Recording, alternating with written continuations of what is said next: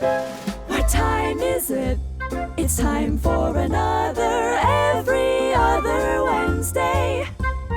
Welcome, everyone, and we're going to try to persuade Sunjay not to tell his bad joke. We're going to so see. you're not seeing things. They're dad jokes, and you guys all you guys enjoyed them when I shared them yesterday. So, Okay, can I just tell Did we everyone, though? Did we really? yes, they're not seeing things. There are actually four of us on this show. Which reminds me of a bad joke. And what is that? Okay, so this inebriated gentleman walks out of a bar and he sees a set of twins, and he's like kind of double taking, blinking his eyes, and the twins say, "Oh no, don't worry about it, buddy. We're actually twins." And he looks at him and goes, "All four of you?"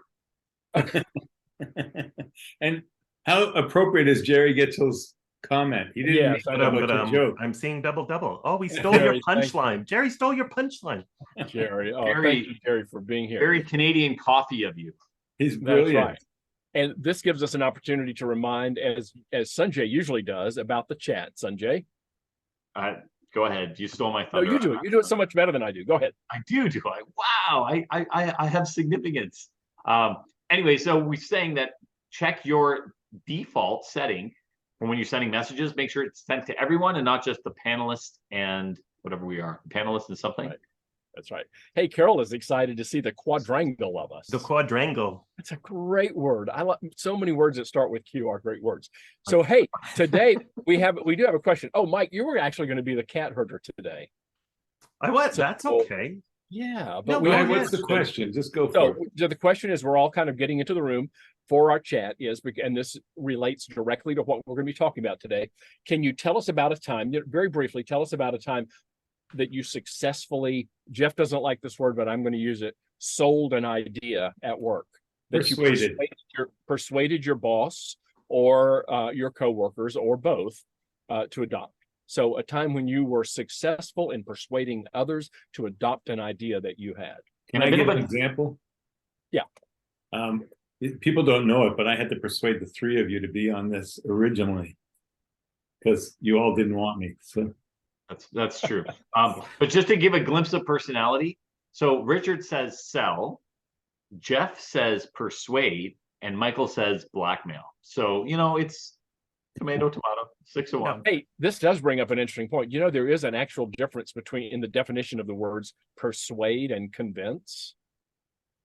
yeah. There's a literal definition of persuade and convince. Well, Convince has to do with what people think. You convince people that something is right or wrong or is the case. When you persuade them, it requires action. So when you persuade, you have to persuade people to do things. You convince people to think things. we're getting into the weeds already, but I'm not sure. I like the weeds. Not sure who Jay Sigler is or first name. Their first name, if anybody knows. But how about influence? And we'll go Jill. there. We'll That go there. is Oh, Jill. Jill, What we'll about go there as persuade? well. What about persuading someone to believe something different? Well, let's hold on for a second. I want Do to we go have a back to date? talking about weed. Do we have today's date? Yeah, go ahead. Do we have the music? No, So, not anymore. you said we were stopping the music. We're so I don't stopping know because of the because, When you was this here? decided? because What? Mike, you haven't been here for a while. Was but I at the meeting? We're What turning the this heck? into a podcast. We don't need that. Oh man. All right. Hey everyone, welcome. It is August 23rd, 2023. You have arrived. Oh yes, it's another lemon-scented, gluten-free every other Wednesday. My name is Michael Kerr. I'm coming to you as usual from the beautiful, spectacular Canadian Rockies. I speak about inspiring workplace cultures, inspiring leadership and humor in the workplace. And I've got all of us are here with us today. So Richard, over to you. Thank you. Hi, I'm Richard Hadden. I'm an author and speaker. I live in Jacksonville, Florida. I wrote Contented Cows Still Give Better Milk. And I talk about employee engagement, recruiting, retention in this tough labor market. Sunjay? Oh, okay, I'll go. I noticed that you guys use your DJ voices. So I'm going to talk like this just to stand out. My name is Sunjay Nath. I'm coming to you from outside of Toronto in Oakville, Ontario, Canada. I am an author and speaker specializing in leadership and performance, and best known for my trademark, a concept called the 10-80-10 principle. Mr. Tobe who also has lots going on outside of his office. Yes, my name is Jeff Tobe, and like you, I am a speaker and author, and we have an active shooter alert literally around the corner from us. So I keep looking out the window expecting to see something, but I can't see a thing. So if I have to run, you'll know why. It's either that or what I ate for lunch. Anyway, coming to you from Pittsburgh, Pennsylvania, excited to be here. And I don't know if I mean, I've shared with you guys, but my focus has always been on customer experience. And now I am also speaking on AI and the future of customer service. Excellent. It's so great to see the three of you. Credit comment, thus proving that Jeff is not in Canada. A little shot, a little dig there. It's so good to see you, gentlemen, and Sunjay. It's nice to have the group here. Yeah, you got that, Sunjay. And so, Jeff, thank you for explaining that. So we all wish you, of course, the best. And if you duck under the desk, we'll know why, that it wasn't something And that we especially wish the people who are the actual targets of the active shooters. Yeah. Hey, and today it's the 23rd, so it is Cuban Sandwich Day, Ride the Wind Day, and yes, my favorite, which I think Steve pointed out earlier, it is Find Your Inner Nerd Day. So congratulations, Sunjay, on bringing it to the outside for us. We don't have to even dig very far. Raise the roof. Jerry, Jerry, I will take the camera with me so you can stay in on the action. Carol, my only suggestion is seriously, maybe you want to log out and log back in if you're having some time. Or if we really want to mess with Carol, for the rest of the session, I'm going to do this, and I can actually do this without even thinking about it. What do you think? We should do a ventriloquist one, right? Where we each try and do while the other person's talking. Right. Anyways, we digress. Let's get to the meaty topic at hand. And as always, gang tuning in, we appreciate your questions, your comments, your valuable input. You are such a brilliant group of people. So we always do appreciate you weighing in the chat box with your insights. So we want to talk about this all-important topic that really affects all of us, no matter what we do. How can we be better at selling our ideas, persuading others, convincing others of our suggestions, whether it's our teammates, whether it's our employees, whether it's our boss, whether it's the senior management? How do we do that effectively? And as with everything we talk about here, there's a cultural link to this topic as well. Sure.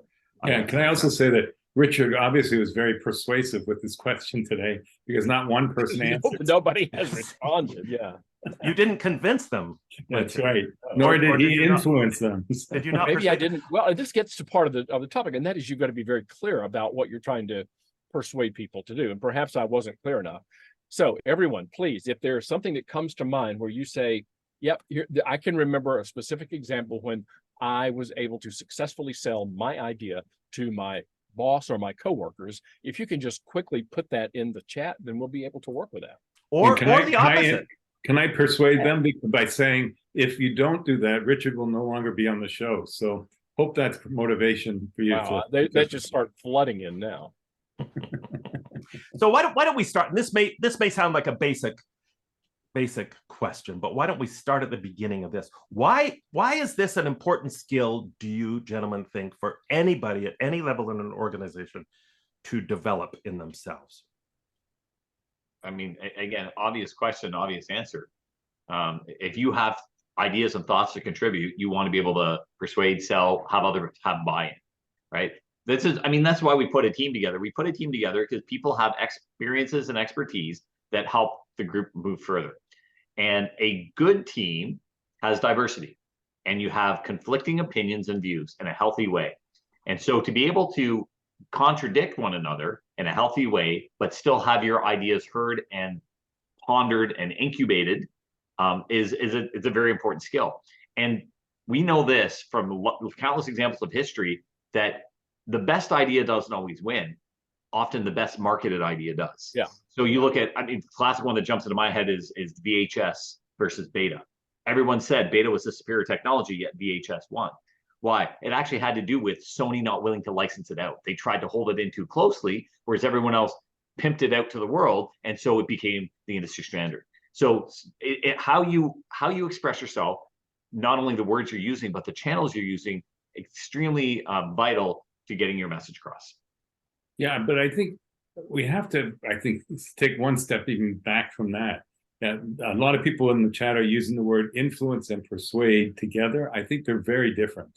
To me, persuasion is selling. There's an end result. You're trying to persuade somebody to come to a decision to do something. Influence is you're influencing the result, but doesn't mean that it's going to, it's what you want it to do. I think of it more as a compromise influence versus persuasion. What do you guys think? Well, I think persuasion is almost always a verbal activity. Influence is not necessarily. I can influence people with my demeanor, with my behavior, with my just kind of rugged good looks. By my good looks. That happens a lot. Yeah. My character. I can be persuaded. I can be influenced by a lot of things, but I think I don't know. Tell me if I'm wrong. To persuade somebody, I pretty much have to talk or write. I have to use language. I don't know if I buy that. If I pull a gun to your head and point to your wallet, I'm not right. Yeah, you're right. Well, you've also influenced me. Yeah, and I don't know if that's splitting hairs. I don't think you do. I think what I'm saying is that when we're trying to sell people on our ideas, a really good foundational base is if we have a good relationship. If people respect me, if they say, yeah, he usually comes up with pretty good ideas. Every now and then there's a bummer, but usually he comes up with pretty good ideas. And I think his heart's in the right place and, that kind of thing. Then I think people can be more likely influenced than if they regard me with some skepticism. Go ahead. Let me just throw this in. Working with a large organization, I remember they did looking at their exit surveys. And long story why, but the bottom line was that I think 20-something% of people said that they didn't feel heard, right? And so right there, I in my mind, I kind of turn it to, well, maybe you're just not persuasive, or you don't know how to persuade people. So I think that's part of it. You want to be persuasive to feel part of the team, to feel a sense of belonging. So back in my engineering days, we used to learn about communication, and we would say communication is a sender and a receiver. And sometimes people think if I send, but the receiver is not there, it's communication. It's not. Or if I'm really good at receiving, but the message isn't being sent, you still have no communication. It's a matter of both. And I'm taking a bit more of a jaded, cynical view of human behavior. And I will say this, I usually assume, I come from the basis that people are inherently selfish. And so to be persuasive, I need to know what their drivers are, and their drivers are not to help me, not by default. And what Richard's saying, if we have a good relationship, yeah, maybe, but I think how you get there is to kind of go, hey, if you buy into this idea, if we start running this new software, your job's going to become easier. You're going to have to do less work. You're going to get to go home earlier. And if those are the values of the people I'm expressing, they're more likely to buy in. And then from that, if we have enough of those wins over time, I can go, hey, remember my track record? Trust me on this one. Just sign the blank check. I'll take care of it. So, but I think it ultimately starts from understanding what's important. And if we don't know what's important, then we kind of take a guess based on people in general. But for some people, they love attention. Other people hate it. Some people love money. Other people tolerate it. So, right, something, yeah, go, Jeff. No, both. I'm just saying both for me. So. Right. So, but he wants attention and money. Absolutely. And I think, but it's that idea of like, some people want a crazy birthday hat and people to sing happy birthday to them. And they feel that I'm part of the team. Oh, this is great. Other people would rather eat their own spleen, right? And everything in between. So it's not a matter of there's a generic, hey, if you want to be convincing, then blah. It's, if you want to be convincing to this person, know what their drivers are, and then push the agenda on that so they appreciate how it serves them. Yeah, well, yeah, and let's get into that. Some of the language we can maybe use, some of the techniques we can use to influence, persuade, convince, sell our ideas to the people around us. I want to jump back though to what Jeff said about that 20% number. I've written a lot about employees feeling like they don't have a voice at work. So I would suggest in the research I've done, 20% actually is sadly pretty good. There's a lot of studies that have over 50% of employees in organizations saying, I don't have a voice, and it's one of the most demoralizing things for me.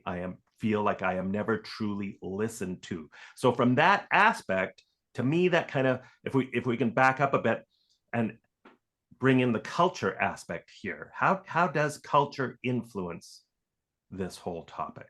Do you think that there are some cultures where it's easier for employees to?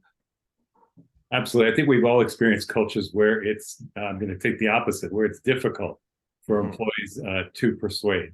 And, you know, again, depending on the size of the organization, I find that with most, I'm sure you'll agree with most entrepreneurial small startups or companies, it's very much driven by senior management and their decisions, depending on the culture, right? But I've seen it. It's more difficult in huge organizations, and yet sometimes even a department can become very myopic and very much leader driven. And so it just depends. I'm going to refer back, and I'm stealing this, but Lynn had a great comment there. She said, I think about the importance of understanding real interests, not just someone's position on a certain decision. It may be that you're not as far apart as you thought. And I think that that's a great example of collaboration. And I can't help but think of the word collaboration when we're talking about persuasion. You know, is a sales guy selling you a new car persuading you? I don't know. And so when, back to your culture question, Mike, you know, when there's a manager or a senior manager who's dead set on this is the way it's going to be done, there isn't much room there. And that tells you a lot about the culture.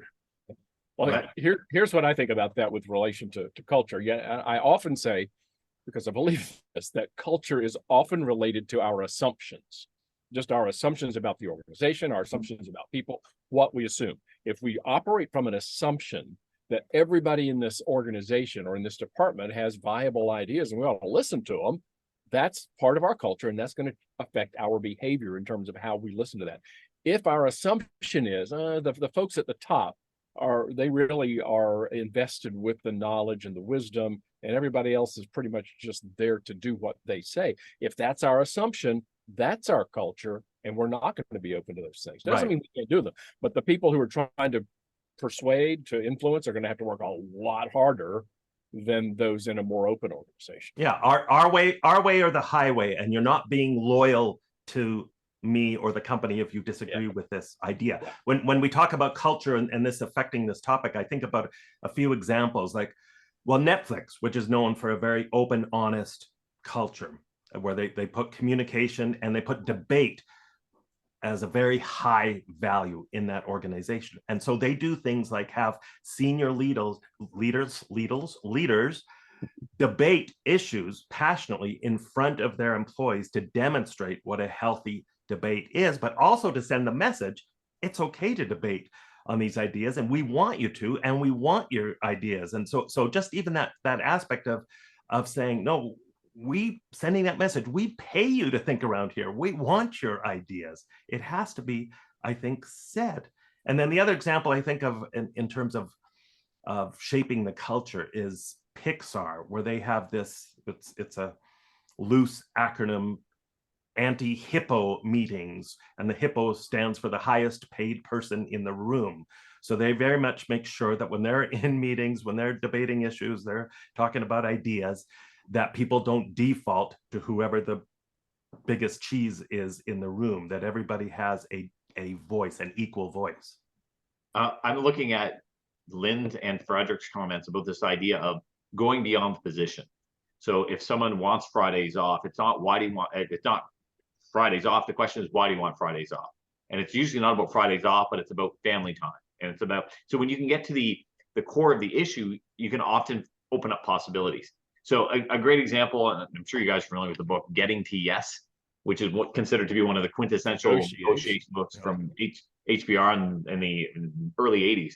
And I'm going to steal an example from there because I've used it many times in speaking, but it's about these two sisters that are fighting over an orange.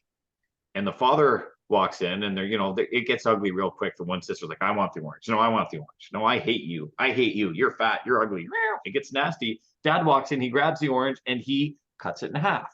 He gives one half to one sister and says, take your orange, go away. He gives the other half to the other sister, goes, take your orange, go away. And, you know, what I'll do is when I'm using this as an example, I'll ask the question, is it a win-win? Some people say yes, and people say no. We go kind of back and forth. And what I'm trying to get at is we need to back up and ask the bigger question, which is why. Was it the position, or what is the core value? Because in the example in the book, they go and he says, well, why do you want the orange? And the one sister goes, sorry, that's not what he does. He gives them half the orange, and the one sister takes the orange, she peels it, she throws the peel in the garbage, and she eats the half orange. Makes sense.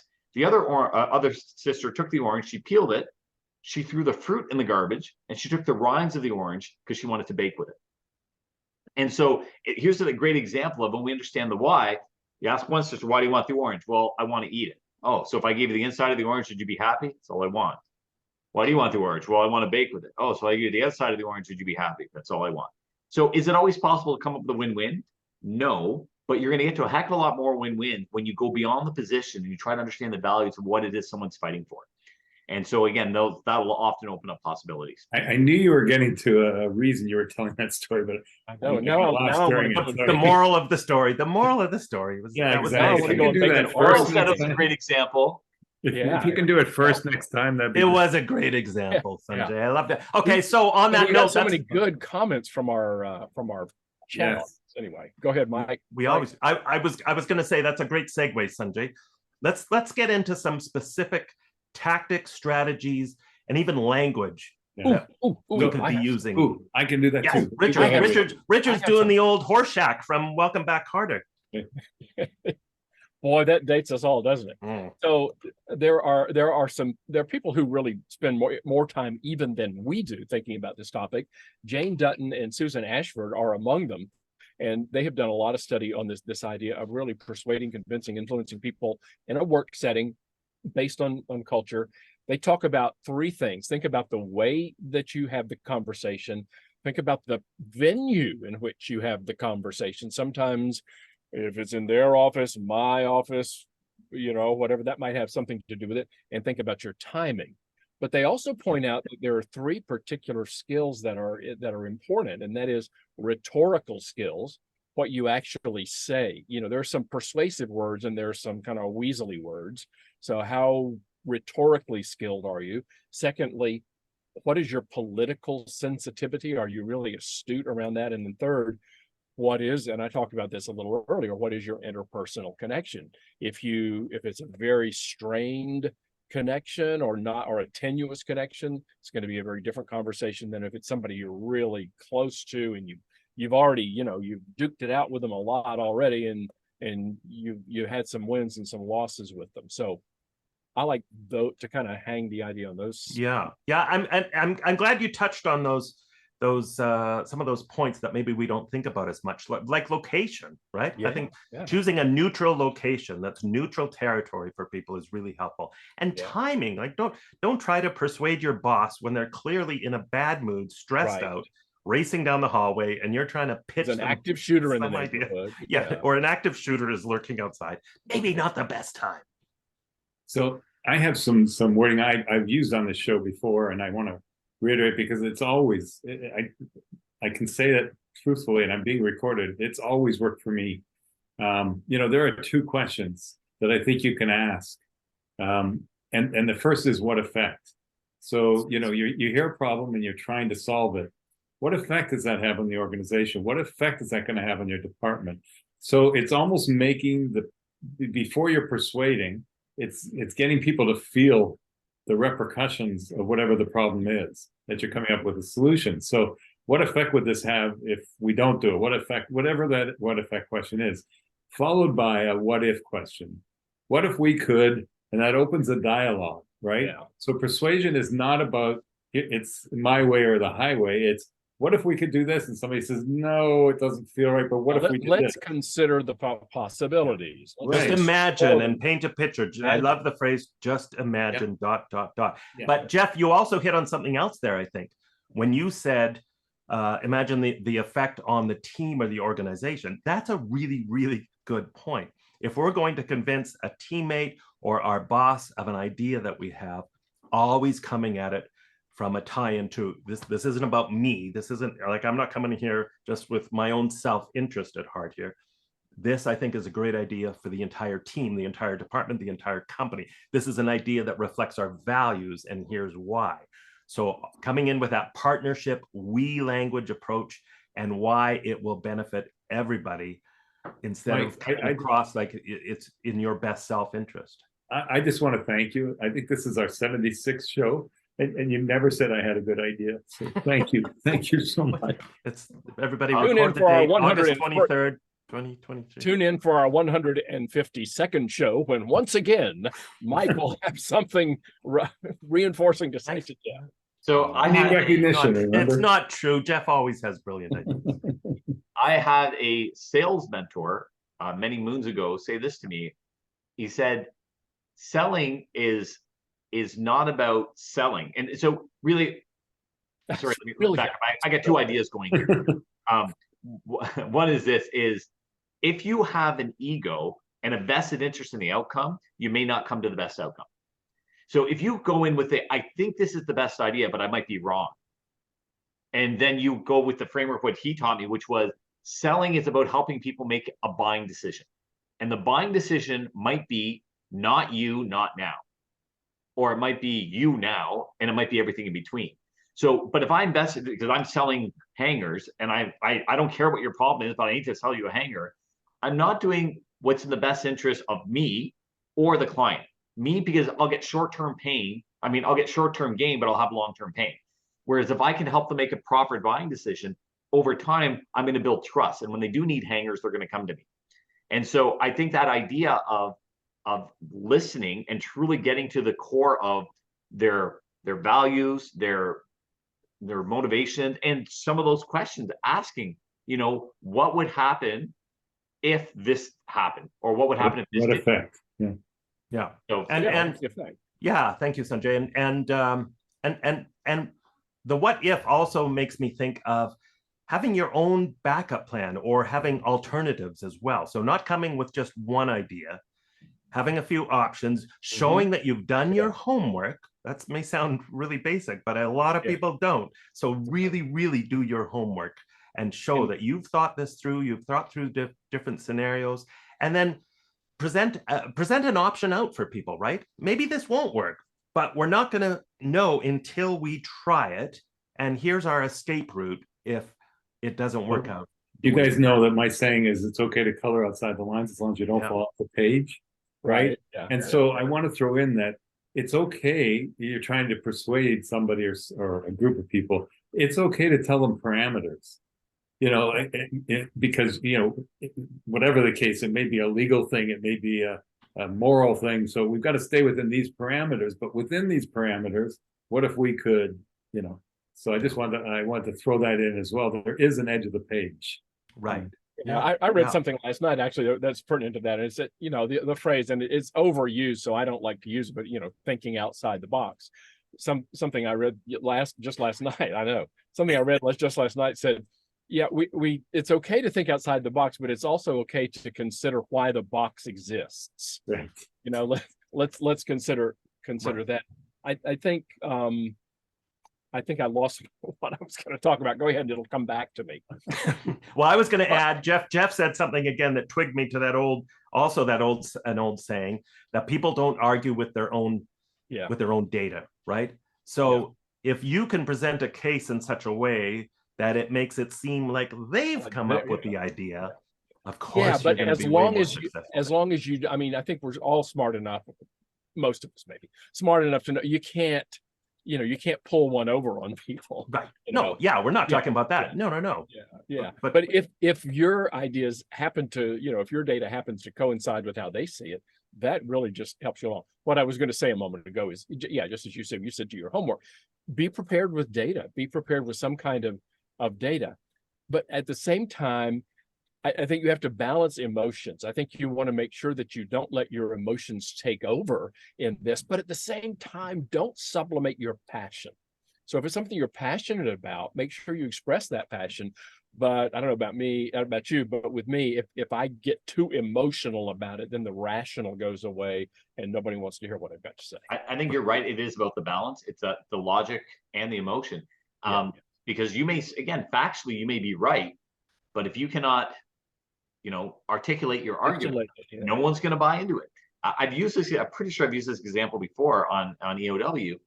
I used to work with a guy who you did use this example, yes. Okay.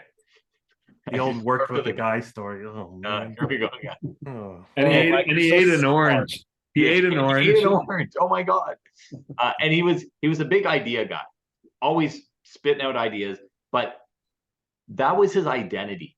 And if anyone ever came up with an idea, he always shot it down. Never liked anyone else having ideas. And me, in the role that I was working with him, I didn't care about the credit. I cared about the execution. I wanted the idea. So I learned very quickly, if I ever said to him, and we'll just hypothetically, we'll call him Jeff. I would say, hey, Jeff, remember that idea you had? And I would just insert my idea. He had no idea because he was just rhyming him off constantly. And he didn't remember what he said and what he didn't say. I would go, remember that idea you had to do this? And he'd go, yeah. I said, I think I should run with that. Oh, go do that. And I got his buy-in every time because his value was more in the identity of being the idea guy. My value is more in the execution of this is going to help the group. Let's do it. We both win. Years ago, my boss had a sign on his desk that said, leave your ego at the door. I love that. I've always subscribed to that. Who cares whose idea was? Let's just get it done. I can just imagine the outside of that door of that office. That would be just. I was about to go there, Richard. I was going to go there. Remember, we had as a guest on EOW, we had the wonderful Mike Easton, the CEO of Argus Industries.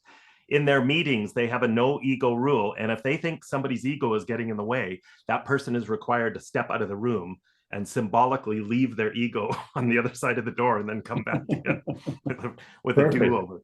I like that. Take. Yeah. I love that. So Sunjay, that idea sounds like that would work wonderfully for somebody like was his name Mr. Carlson on WKRP, the boss? Nice. Yes, it totally. Yeah. See, that would work on a boss like that. I can't see Les Nessman quite pulling it off though. No. But I'm giving you my WKRP references too, right? Very good. I got that. Carol has a good question, guys. Yes. When it comes time for annual review, what happens if you can't name the ideas you have because someone else took the credit? Yeah. Well, and again, I think some of that says you need to plan ahead for your annual review and be prepared with ideas that really are yours. Don't just try to think about them in the moment. Yeah. I mean, the other thing though too is Herb Carlson. Thank you, Frederick. In particular, in that particular case, that worked. And that's what I was trying to piggyback off Richard's point. He said that it's not about logic and it's not about only emotion. It's the balance. And in some cases, you have to be very factual, pull out the hard data and say, look this is what it is, A, B, C, D. In other cases, it doesn't matter what the actual information is. We have to tug at the emotional heartstrings. And so if it's always like that, then yeah, over time, you're going to end up taking your ideas elsewhere, right? Because that obviously is not a good culture fit. But in the short term, when you are in a place where, yeah, I'm going to make the best, I have lemons, let's make some lemonade. It's more of a patch solution. It's not a place. Hanging out with that guy is not something I wanted to hitch my wagon on. And I was much younger when I was doing that. And I didn't realize that at the time because he had reputation. He was important. But I realized from various interactions going, oh my goodness, no.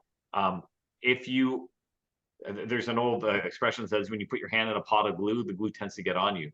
Now, if that glue is good or if that glue is bad, regardless of the association you hang out with, the people you hang out with, the culture and the organization you hang out with is going to rub off on who you are. So if you don't like it, get the heck out. Guys, I just went off topic, but I just heard helicopters over my house and it says, please stay indoors. Oh, geez. Yeah. Very good. Okay, wait, can I, because you are such a bummer, I know it's appropriate for me to share my joke.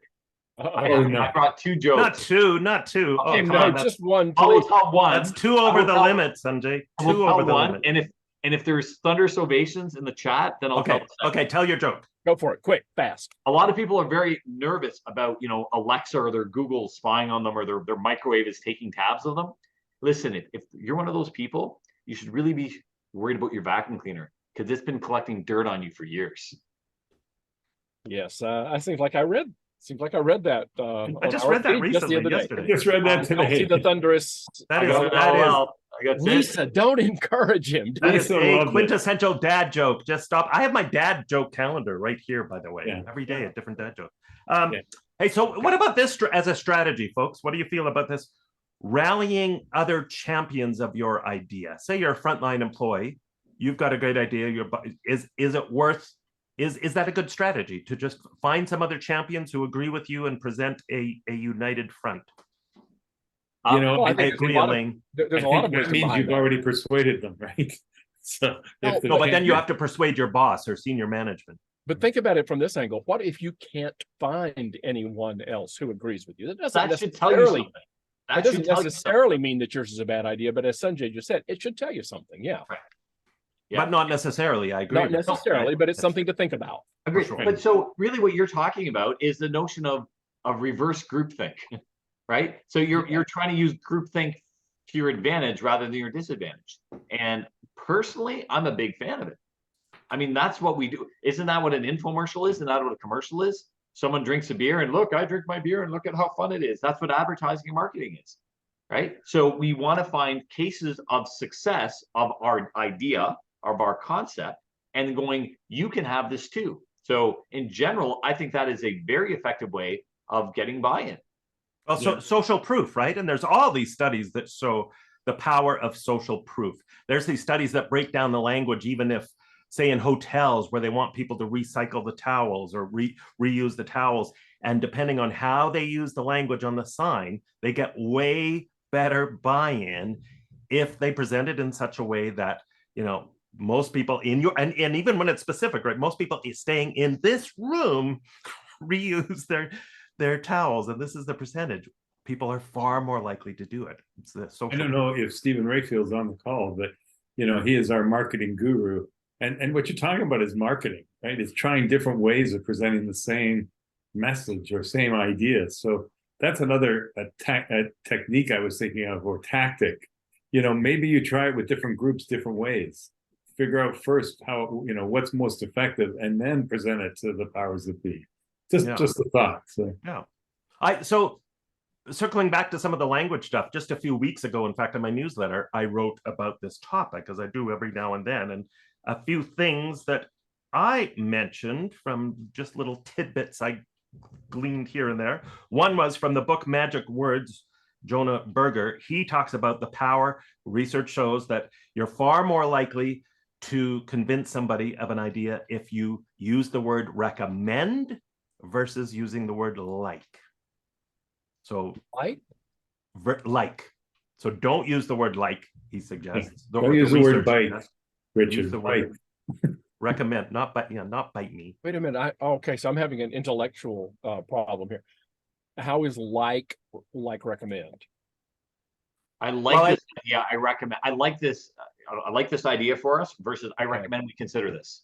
Yeah. Okay. I really like this book versus I recommend you read this book. It's Okay. really powerful. Okay. Yeah. Okay, I see. Yeah, one is more me focused, one is more benefit to you focused. But where does do it because I said so fit on the list? That's there somewhere. Yeah, because I'm mom or dad. Yeah.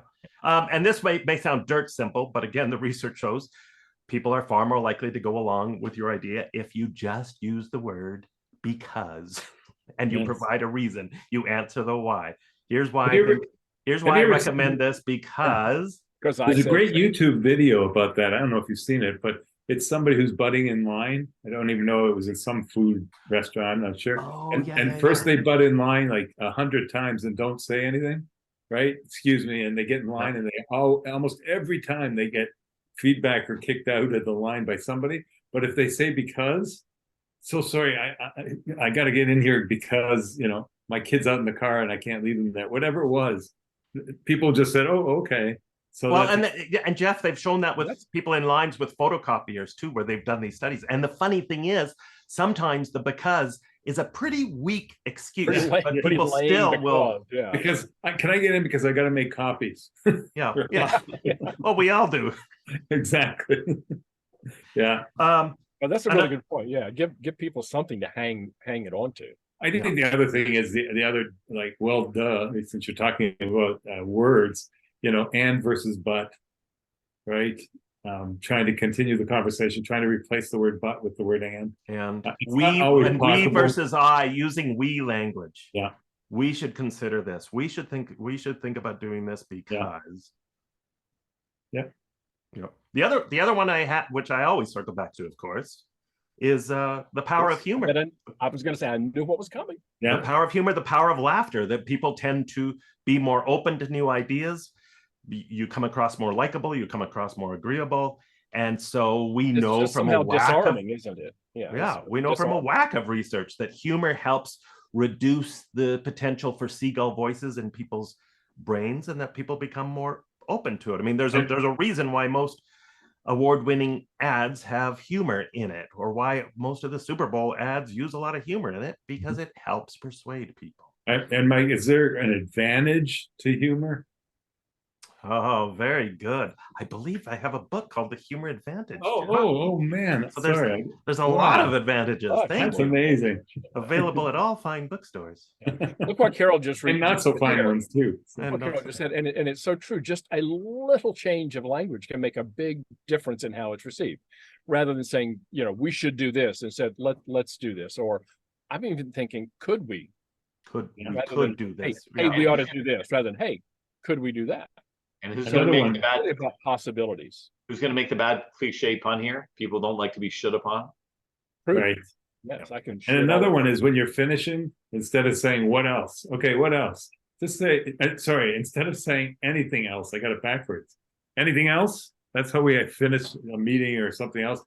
No one's going to say it. But if you say what else, you're expecting people to suggest something. So what else versus anything else?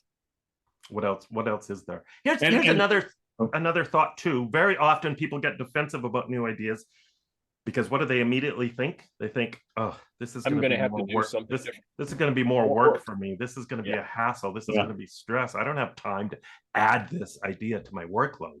So I think any way that we can think about the idea from that person's perspective, as we've talked about, and what can we do to mitigate those concerns? Because it's somehow going to cost them. Yeah. So we're running out of time. I have one question for you guys. What we didn't address was a lot of people put listening skills as part of persuasion. I think I'm venturing to guess that every one of us at some point in our career has taught a listening workshop, right? Or a communication workshop. It's really boring. You just sit there. Yeah, that's right. And listen, right?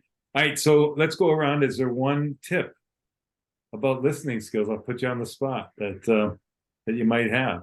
Well, okay, I'll start, because mine would be, even though it's may sound the antithesis of listening, but it's asking smart follow-up questions. Yes. Because that demonstrates that you were really listening and actually hearing what was being said, but it also helps build agreement when you ask smart follow-up questions.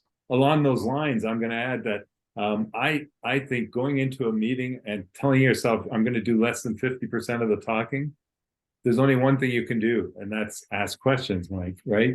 So I literally remind myself sometimes I'm going to do less than half the talking. By the way, that's bad if someone's interviewing you on a podcast. Yeah, no, that's true too. Right? You got to pick your moments, right? The idea of active listening, but not formulaic. Not, when people go, when you're active listening, you paraphrase, and then they give you sample wording and someone spits it out like a robot. Sample wording? So what I heard you say there, sample wording was exactly right. But if you actually have a legitimate interest in what the person's saying, you will automatically do that kind of stuff. And it's not a formula. It's just like, oh, okay, I get it. And to show that you're listening, either by paraphrasing or, more importantly, I mean, here's the silly thing. I was talking to a friend of mine who had a cell phone holder on their windshield crap out. And she was freaking out. She was like, oh my God, I paid $100 for the thing. It's useless, blah, blah. I said, why would you do that?